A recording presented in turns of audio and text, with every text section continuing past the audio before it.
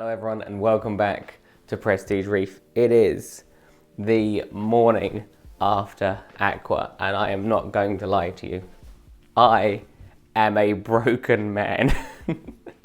I vastly underestimated the amount of effort that it would take to put on the show, and the energy and it's hard to describe, but it's like talking to people all day. It's not labor intensive, it's mentally tiring. Anyway, I thought I'd show you what I have to deal with this morning because it was like a mad dash last night. There's stuff in the garden, there's stuff, I have done some sort of stuff upstairs. It's just an absolute mess. Now, I was on an incredible high from the show, like an unbelievable high, because it was just so much fun. And we get back, and it's, as I said, it's like a mad dash to just get everything in because it's so late. Got to get the corals in. Didn't finish till about midnight roughly. But this hobby can give you so much, but it also can take so much from you as well at the same time. Now, officially, I was actually only out of the house for one day, and I don't know what it is, but every single acro in the water box died in one day. So I was there on Friday. Jamie's Reef, who was working on the stand, saw the water box tanks and went, "Wow, everything looks amazing." And then I wasn't here on Saturday, obviously, and no one fed the fish on Saturday because I thought one day they'll be fine. And then on Sunday, we get back at about, I think, 10 o'clock, 9 o'clock, 10 o'clock, and I look in the tank and they have all stripped. The Trachyphilias are fine, but every single acro is stripped. Now, at the moment, I don't know what has caused that. So now I need to try and find out what did it. Now, I have duplicates of most of those acros, so that's not a problem. It's just, as I said, I think people come into this hobby because they want a challenge, not realising that sometimes it can be a fucking challenge. So, look, as I said, this is my first rodeo. It is what it is. Yeah, let me finish tidying up and then we'll do some investigation on what happened with the water box. Right now, as I said, I haven't got a clue what has happened, but every single acro has mysteriously died in one day. You can see they were basing out, see here? And literally 2 days ago, so on Friday when I left, Jamie's Reef said, "Oh, look how good everything looks." And then on Sunday, I got back obviously late and they were all dead. They literally had all stripped in one go. Now, assuming all the parameters haven't changed, which I already know they haven't changed because I tested last night, only thing I can think of, originally I thought it would be an alkalinity swing, which it definitely isn't because the alkalinity is 7.5. Then I thought that it might be a temperature fluctuation. Maybe a heater got stuck on or something, but nope, nothing like that. And then I thought that the only thing I can think it would be, the nutrient levels were already sort of quite low, and maybe the fact I was feeding the fish every day was enough to keep things in check. Now, as you can see, there's a little bit of red cyano growing, which is often associated with low nutrients or your nutrients bottoming out. So I have a feeling that might be what's happened. And what was happening was the nutrients were already low, which they were, but the fact that they didn't get fed for one day was enough to push them over the edge and to hit double zero. And you can see the results. This one here is still got some coloration to it.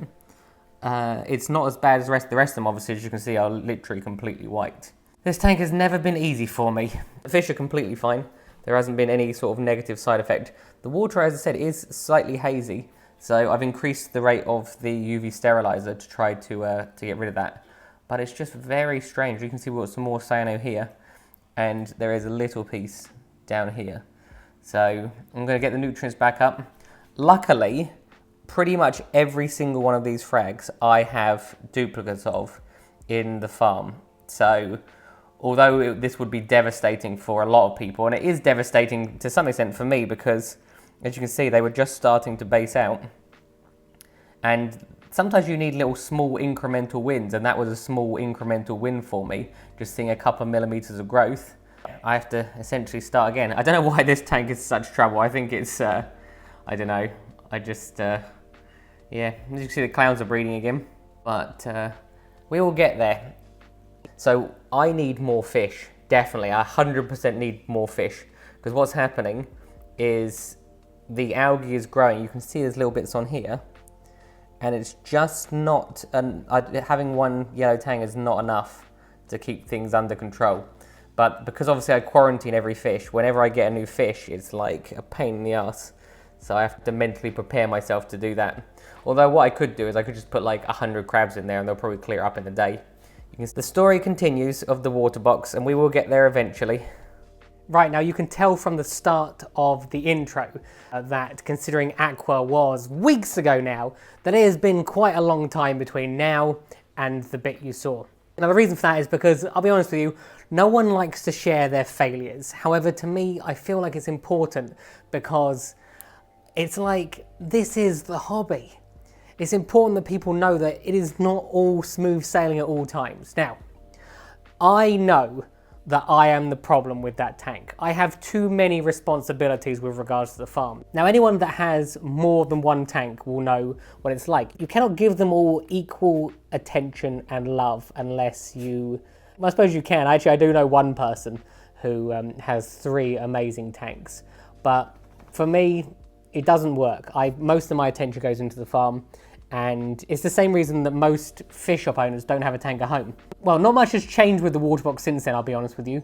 I've removed all the dead frags. I think that that's really important. And this is something I try and teach people when I do the consultations. Like, if a frag's dead, take it out. Now, don't get me wrong, there are times when sometimes corals will come back, but generally speaking, they don't, especially if it's like those acros were never coming back. So all it's doing is, every day I look at it, it's annoying me. It makes me like more and more not want to continue with that tank. The first thing I did was get them all out. Now, since that video, I have sent off an ICP test, and it didn't come back with anything of interest other than the fact it did tell me that I needed to dose nitrates. So the nitrates on that system were very low, and I suspect that that's probably was the main reason that caused it. But the main reason is not that. The main reason is I took my eye off the ball. And that's it. You take your eye off the ball, this hobby will kick your ass. And so I accept full responsibility that it didn't go well. I think the other thing that's hard, and it's difficult to admit on camera, is that because I have duplicates of some of the corals, I'm not as fearful as other people. Now, don't get me wrong, I'm very, very fearful of the farm, because obviously there's like literally tens of thousands of pounds of stock in there. But if you put 10 acro frags in, I'm not as fearful of that as if I'd just gone and bought them from the shop and that was it and I didn't have any others. So it's a weird thing to admit on camera, but I try and be like real with you. So I think that's the problem with that tank. It doesn't get the care and attention that it needs. I've got someone filming with me today. I'm going to try and be better. I'm going to commit to that now. I'm going to try and be better. I've actually started watching it a lot more in the evening now, and part of that is because I have new fish, which I'm going to show you in a second. Let me take you upstairs.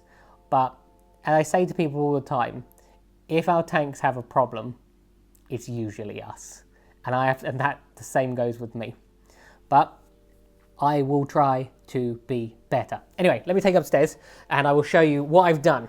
If there's one way to get excited about your tank, it is to buy something new. It can be something small, it can be something big, it can be a fish or a coral, but just seeing something new in your tank will get you excited again. So what I'm doing is I have bought 6 new fish. Now the reason I bought 6 fish is because I have to quarantine them. Quarantine them takes 40 to 60 days. Right now this is my quarantine system. It's very, very basic. It's a 145 litre tank. Essentially just has 2 filters in it. The reason it's got 2 filters is purely because I put a few more fish in it than usual this time. And whenever I start this tank, what I do is I put the media from the water box downstairs to instantly seeds the tank. And because I have put 6 fish in it rather than, so I might do 3 or 4 usually, because there's 6, I want to have as much bacteria in there as possible, so I've got 2. Now that works because it also contributes to the flow as well as an air stone, which is currently off. Air stones and flow is really, really important in quarantine tanks because things like copper and Prasipro affect the oxygen levels. So the more oxygen that's in the water, the better it is. I also have 3 of Seachem's ammonia alert badges. I'm not sure why I did 3, but just in case one wasn't enough. Now let me introduce you to the fish. So I have gone for a convict tang. I have a convict tang in the coral farm already, but this one is slightly different. There seems to be 2 different types of convicts. This one's far more white, whereas my other one's a bit more grey. I have, as you can see, a powder blue tang, a lipstick tang, a blonde Nassau tang, a flame angel, which is up here, there you go, which is the one I'm most concerned about with regards to being in quarantine, just because flame angels don't like copper. I've ramped the copper up very, very slowly for him, just to make sure that we're not going to have any issues, and he's still feeding and acting normally. He's a bit crazy, he swims around constantly, but he was doing this before I put the copper in. I also got this red spot Flymo Blenny. He is an absolute character. He hides a lot at the moment. I've had one of these a long, long time ago, and they sort of skip around all over the rocks, and more recently, I'm after fish that have more personality than colours these days. So I don't mind the fact that he's a little bit bland other than the red spots. But what I do find interesting is in this tank, even though a lot of the other fish are much, much bigger than him, he is the boss. If they go near him, he will bite them. And then the final fish to show you is this wrasse. Now, I actually thought when I bought this wrasse that it was a female Melanaris wrasse, or a juvenile Melanaris wrasse, which has very similar colorations, but I have been told that that is not what it is. Some of the juveniles look very similar to each other. I've had them for 2 weeks now, and all of these fish pretty much could potentially cause me trouble in the long run. So powder blue tangs, everyone knows, are known for white spot. They can also go on hunger strike. Very, very happy with it that he didn't. Again, convict tangs will eat sometimes and they just get skinnier and skinnier and skinnier because I believe they're known for having a sort of internal worms sometimes. And the Nassau tangs can also go on hunger strike. As you can see, everything is feeding, which is brilliant. I do a freshwater dip before I put them in here.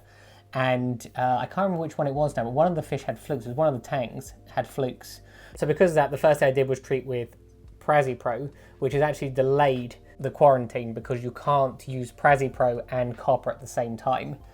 Just because I think both of them take oxygen out of the water and it's too much. And then now that that's no longer in the system, I am now treating them with copper power, which I've used many, many times before. And that is for ick or white spot. The plan is for them to be in that for 35 days probably, maybe 40. It depends on how things go. And then I will do a visual observation period after that, just to make sure that I've done it correctly. Because obviously if I get even one quarantine session wrong, it means all of the other quarantine sessions are obsolete. So the more quarantine I do, the more risky it gets, the more it's essential that I get it correct. The Nassau tang is slightly skinny at the moment. When it was being treated with Prasipro, Prasipro is known to stop fish from eating.